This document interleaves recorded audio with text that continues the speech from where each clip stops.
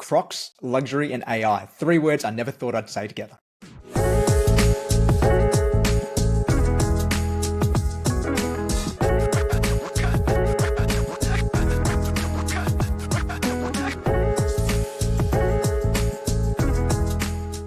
Welcome back, everyone. It is episode 85 of This Week in E-Commerce, and I am Mal Chia, taking you through for another week of the biggest headlines in retail.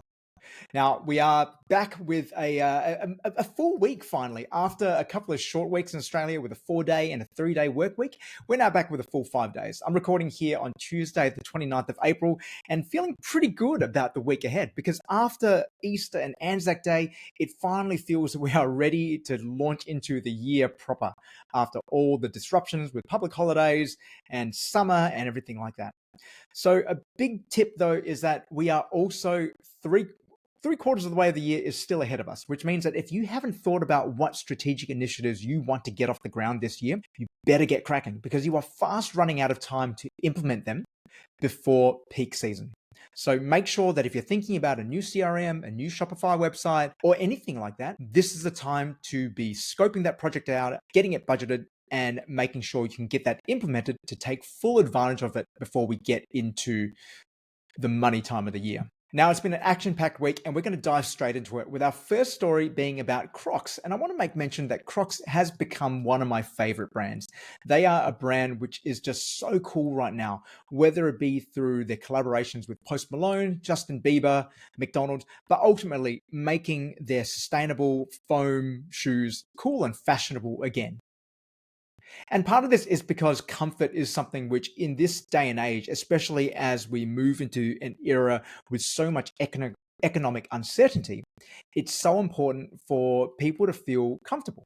That's what they seek. They seek nostalgia, they seek comfort, and that's exactly what Crocs has been delivering to them, to the tune of $4.1 billion in sales last year, which, for context, is a 4 times increase in 10 years. So 10 years ago, they were doing 1 billion. Now they're doing 4 billion, which is an amazing growth rate. But what's happening in Australia is that they are about to launch their very first concept store. So it surprised me that Crocs only had one other store in the Gold Coast, and now they're opening up a new one in Melbourne at the Melbourne Central Shopping Centre, which is going to become a bit of a flagship store, a real concept experiential store where you're going to be able to experience Crocs in new and amazing ways. In their own words, it's a place where their customers can come and touch, try, customize, and immerse themselves in the brand.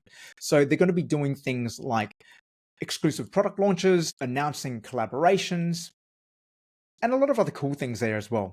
So I'm super excited to see what that's going to yield because I think this is a brand which has completely tapped into the zeitgeist of the moment and are fully capitalizing on it, whether it be through all those partnerships, partnering with local sports teams, but also the fact that you cannot see a millennial and not see Crocs on their feet nowadays. Which brings me to our next brand, which is talking about Adidas and how Adidas has experienced a huge resurgence by doing the same things Crocs have done, but in a much shorter timescale. Not even 12 months ago, Paul and I were here talking about how Adidas was losing its way, that due to decline in sales, they had to partner with Kanye to launch the Yeezy range, to bring the brand back to relevance, which is kind of what it has done. But in the last 12 months, they have kicked it up a notch, even while losing that Yeezy partnership, because Crocs have now announced, Adidas has just announced that in the first quarter of this year, they have experienced 13% revenue growth. So up from 6.195 billion to 6.984 billion, which is a huge achievement in itself in a very difficult market. But more impressively, they've done it by increasing the operating profit from, get this, 381 million to 692 million in the same quarter last year. That is an 81% increase in operating profit, which is just gigantic. So digging into this a little bit more, I wanted to understand why this has happened. And if you look at Google Trends, you can see that when comparing the same period year on year, searches for Adidas increased by about 20%. Again, no mean feat in this particular climate. And when you look at it, what's happened in the last 12 to 18 months is that Adidas have leaned into that same nostalgia, which Crocs have as well, that comfort, that familiarity with a few key styles and a few key partnerships. In particular, their CEO revived Sambas and Gazelles, which were two of Adidas's most popular silhouettes over the last several decades, but one which had faded out of fashion as they were focusing on other silhouettes. But the new CEO revived them and doubled down on them, which has seen them become cultural icons. Cultural icons because they hark back to an area of nostalgia, retro cool, which they've really tapped into and really owned that space as being the cool retro brand which you want to be wearing on your feet. You've seen the likes of Rihanna wear them. Even the former British Prime Minister, Rishi Sunak, was seen wearing them, and also partnering with lots of different fashion labels as well to show Adidas sneakers in a different light, to show that they can actually be elevated. They can be part of a really sophisticated wardrobe. And that's exactly what they've done. So by making sure that the brand became culturally relevant again, Adidas has been able to grow quite remarkable numbers in a very difficult economic climate, but also against a lot of competition as well. As we previously talked about, the biggest competitor is Nike. Matter of fact, Nike is still about 2 to 3 times bigger than Adidas, but has been losing its way and has been trying to revive that. But also with new competitors as well, like the On Runnings and the Hockers of the world emerging in the market, in the sneaker market, Adidas has been able to overcome them by playing into its strengths, which is its heritage, which is its retro cool. Who can forget their collaboration with Run DMC from many, many years ago? Those are things which are iconic and are part of the brand. And I'm so glad that they're leaning into those things and seeing the results from that. Because one part of the market which is certainly not seeing the results right now is the luxury market. So as consumer confidence continues to decline around the world, and in particular, US and Chinese consumers retreating from the market because they're afraid of the current trade wars going on, worried about savings, it means that the two largest markets for luxury goods is no longer there, or certainly buying much less than what they used to. So Gucci have announced that they have seen a 25% decrease in sales comparing the last quarter to the year before, and over the last 12 months, a 14% decline.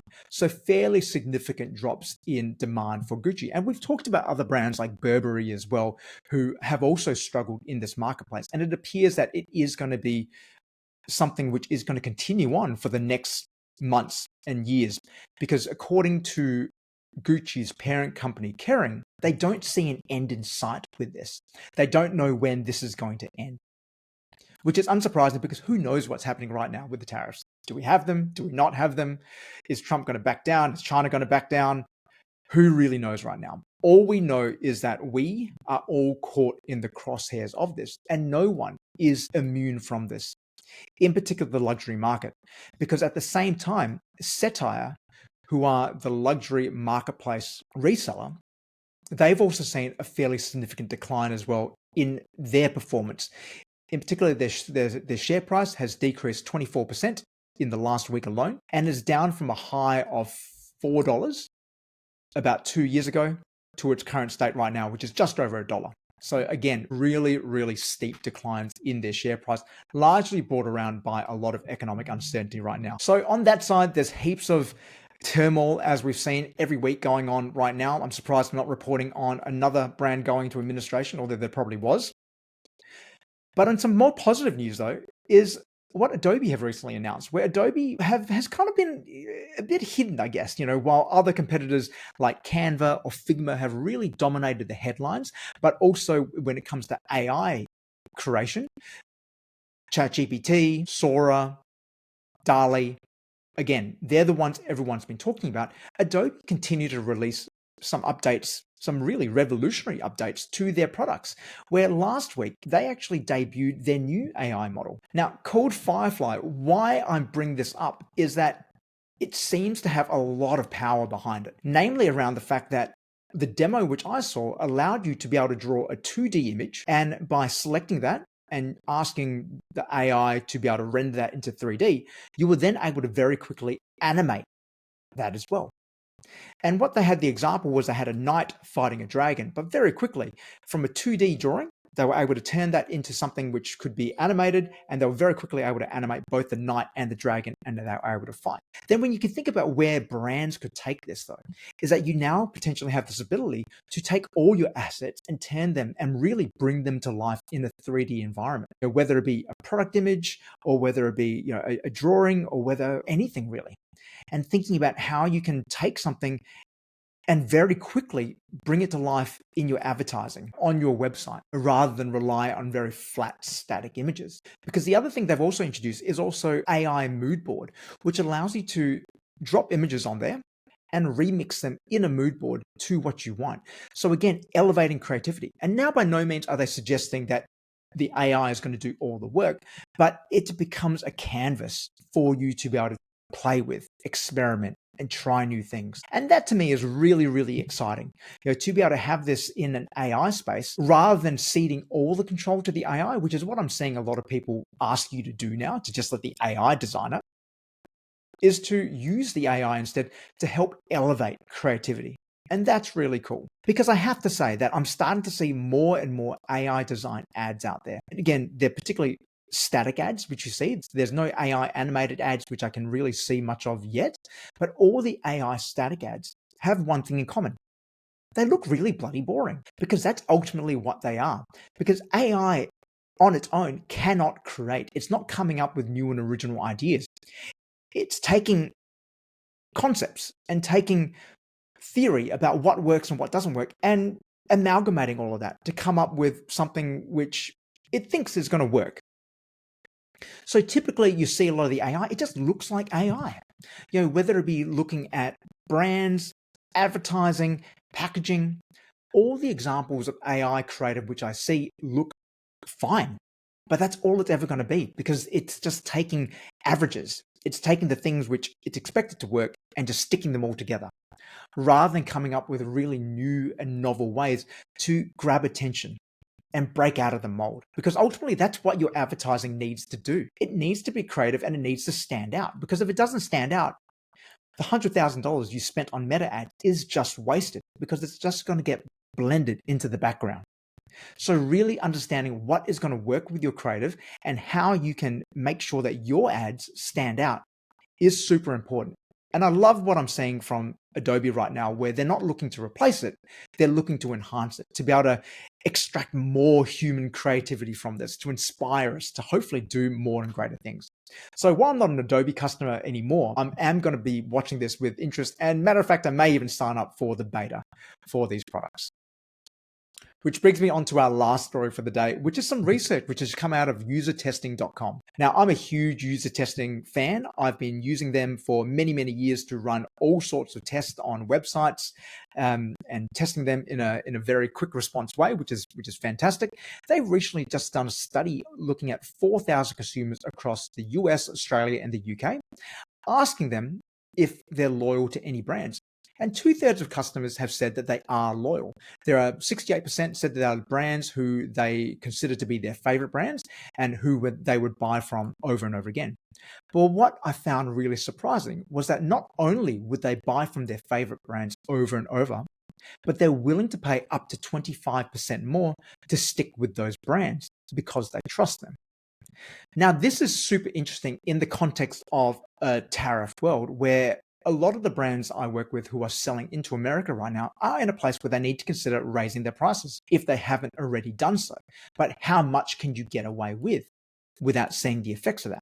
Well, it turns out 25%.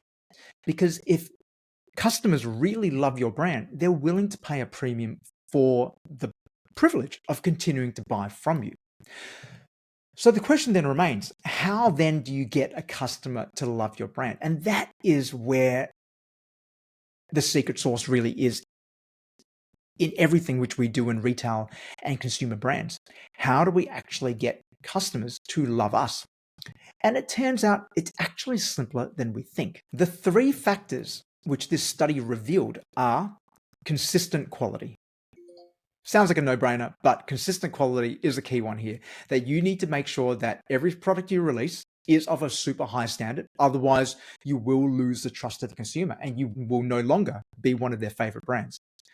And even when you go onto forums like Reddit and things like that, and you read about brands over the last few years, you can see the brands who are maintaining the quality and the brands who've kind of slipped, because all the customers on that will start to complain about it.